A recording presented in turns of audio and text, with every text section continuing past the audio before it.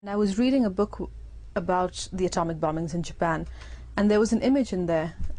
It said that a lot of women who were wearing white kimonos with dark patterns on them, when the blast occurred, the white reflected the heat from the blast, and the dark sort of absorbed it.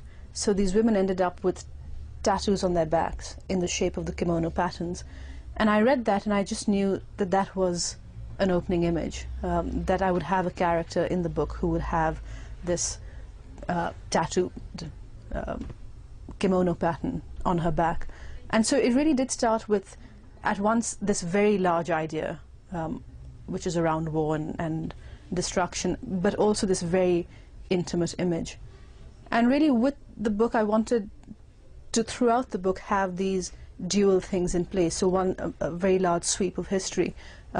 It is a book that covers 5 countries and 60 years, but I also always wanted to have the intimacy of the characters, of the reader and the characters, and sort of tiny images at the very heart of it.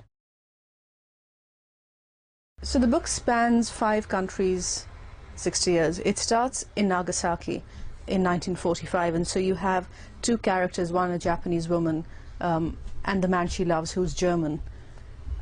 And through the 4 sections of the novel, the members of their 2 families keep meeting at different places and times. So the first section is Nagasaki, 1945.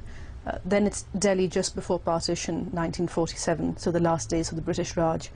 Then we've got Pakistan in 1983, which is of course when the Soviets were in Afghanistan and America and Pakistan were involved in fighting them. And then the final section is 2002, New York and Afghanistan.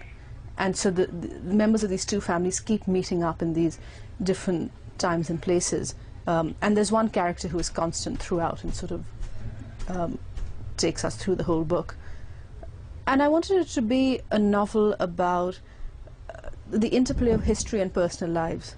You know, in the last few years there's been so much talk about the clash of civilizations, and it's never been an expression I've believed in, because, you know, I'm a Pakistani Muslim, I live in London, I've been educated in America, so I've never believed there's anything inevitable or essential or really truthful that there is this clash of civilizations that must happen.